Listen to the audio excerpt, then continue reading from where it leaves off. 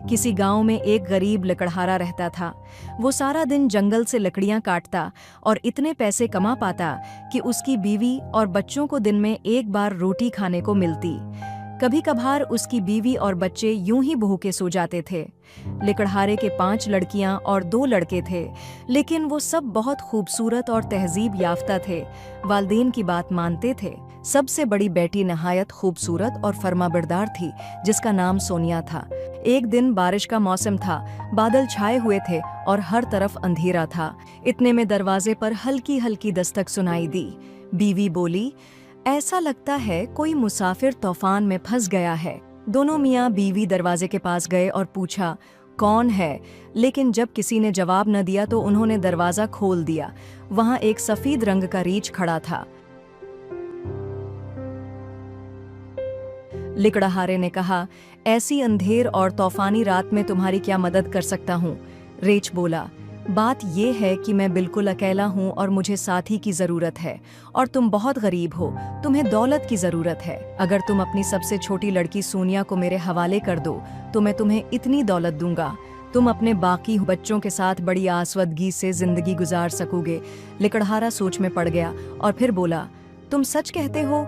मैं अपनी लड़की से बात करता हूँ, अगर वो रज़ामंद हो जाए तो मैं तुम्हारी बात मान लूँगा। अगले दिन लकड़हारे ने बच्चों को जमा किया और रीछ की शर्त उन्हें बताई। सब बच्चे रोने लगे क्योंकि उन्हें अपनी बहन सोनिया से बहुत मोहब्बत थी, लेकिन सोनिया जितनी खूबसूरत थी इतनी ही बहादुर भी थी। सोनिया ने रीछ के साथ जाने का फैसला कर लिया ताकि उसके घर वाले ऐश व इशरत की जिंदगी गुजार सकें। रीछ ने लकड़हारा के घर को दौलत से भर दिया और लड़की को अपनी पीठ पर लाद कर जंगल की तरफ चल दिया। वो चलता रहा यहाँ तक कि एक पहाड़ी के करीब पहुंचा। वो आगे बढ़ता रहा, ऊंची सी चट्टान के करीब पहुंचकर इस पर दस्तक दी। लड़की की हैरत की अंतहा न रही जब उसने देखा कि चट्टान में एक छोटा सा दरवाज़ा खुल गया। उसके अंदर एक बहुत बड़ा महल था, जैसा कि बादशाहों का महल होता है। ये महल सोने चांदी के जगमगाते हुए सामान से सजा हुआ था। दीवारों पर कीमती पर्दे लटक रहे थे और सोने चांदी की चीजें हर तरफ थीं। सोनिया हैरत से आंखें फाड़कर ये सब कुछ देख रही थी। ये सब तुम्हारा है, रीछ ने सोनिया से कहा। फिर वो एक सजे हुए कमरे में गए और खाना खाया।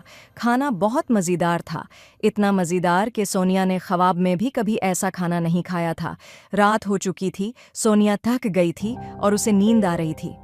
तब रीछ ने कहा, ये घंटी लो, जिस चीज़ की भी ज़रूरत हो घंटी बजाना। जब घंटी बजाओगी तो वो चीज़ खुद ब खुद तुम्हारे पास आ जाएगी।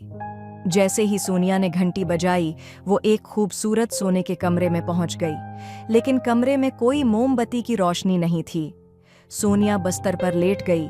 उसे महसूस हुआ कि उसके करीब के पलंग पर कोई आकर लेट गया है। ज़रूर वो सफ़ेद रीछ था, लेकिन अब उसके जिस्म पर रीछ की खाल नहीं थी, बल्कि वो लिबास पहने हुए था। लेकिन अंधेरे की वजह से सोनिया उसका चेहरा नहीं देख सकती थी। सोनिया इस जिंदगी से बहुत खुश थी। उसे खूबसूरत महल, अच्छे लिबास और लजीज खाने मिल गए थे।